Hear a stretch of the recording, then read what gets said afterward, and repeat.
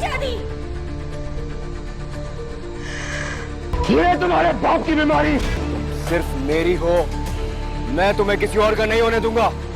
और आज तुम्हें रिंग पहना के अपने नाम कर लूंगा हमेशा के लिए।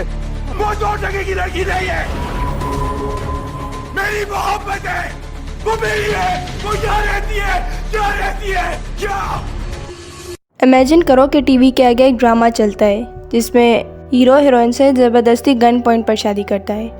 एक और बात इमेजिन करो कि इसे देखने वाले कोई और नहीं बल्कि 18 से 30 साल के दरमियान की यंग ऑडियंस है। ये बात इमेजिन करने की भी ज़रूरत नहीं क्योंकि 2021 में वेबोलॉजी की 600 लोगों पर की गई स्टडी से पता चला 61.2% व्यूवर्स 18 से 30 साल के एज ग्रुप से थे। लाहौर की फीमेल यूनिवर्सिटी पर की गई रिसर्च में सब व्यूवर्स 18 से 25 साल की एज ब्रैकेट से थे।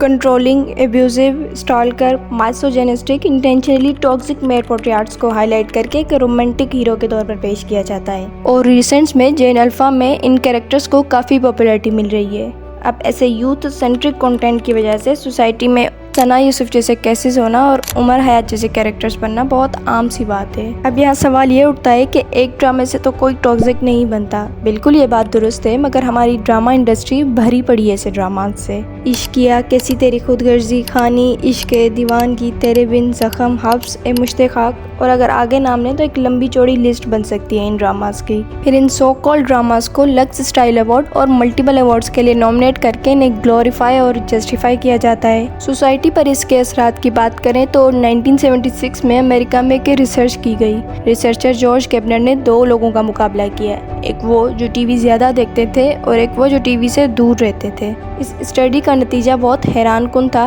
जिन लोगों ने टीवी का ज़्यादा एक्सपोजर लिया था उनकी रियल लाइफ सोच भी वैसी ही थी जैसे न्यूज़ और ड्रामास में दिखाया जाता था। थ्योरी ऑफ कल्टीवेशन जो इसी रिसर्च से ली गई, जो कहती है कि मीडिया का लॉन्ग टर्म एक्सपोजर ऑडियंस के रियल लाइफ थिंकिंग और परसेप्शन को शेप करता है। ड्रामा यूं ही हम टीवी और तेरे बिन जियो टीवी पर 7 प्रीमियर हुए थे। यूं ही जो कि स्ट्रॉन्ग स्क्रिप्ट के साथ टिपिकल ट्रॉप्स और आउटडेटेड ट्रेडिशंस के ऊपर बनाया गया था। काम एंड कंपोज्ड में लीड का कैरेक्टर प्ले किया था बिलाल अशरफ ने, लेकिन टीआरपी की रेस में वो स्टिल तेरे बिन से पीछे ही रहा। लेकिन पाकिस्तानी ड्रामा इंडस्ट्री ने कुछ नुमाया शाहकार भी पेश किए जैसे आंगन और दास्तान जो कि 1947 की पार्टीशन डिस्प्लेसमेंट के ऊपर बनाए गए थे। इसके अलावा एमडी प्रोडक्शन की तरफ से cyber bullying, domestic emotional traumas, हलाला, जेंडर डिस्क्रिमिनेशन, रेप, सर्वाइवर और मीडिया एथिक्स जैसे सेंसिटिव टॉपिक्स पर भी ड्रामास बनाए गए जैसे मनजोगी, जफा, जर्द पत्तों का बुन, यकीन का सफर, जिंदगी गुजारे। एमडी प्रोडक्शन जिसके ड्रामे प्रीमियर होते हैं हम टीवी पर,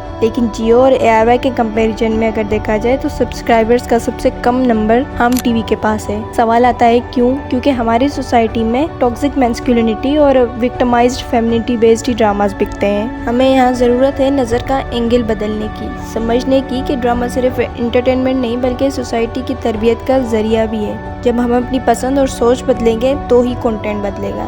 तब्दीली स्क्रीन से नहीं बल्कि स्क्रीन के उस पार बैठे हर देखने वाले के फैसले से आएगी।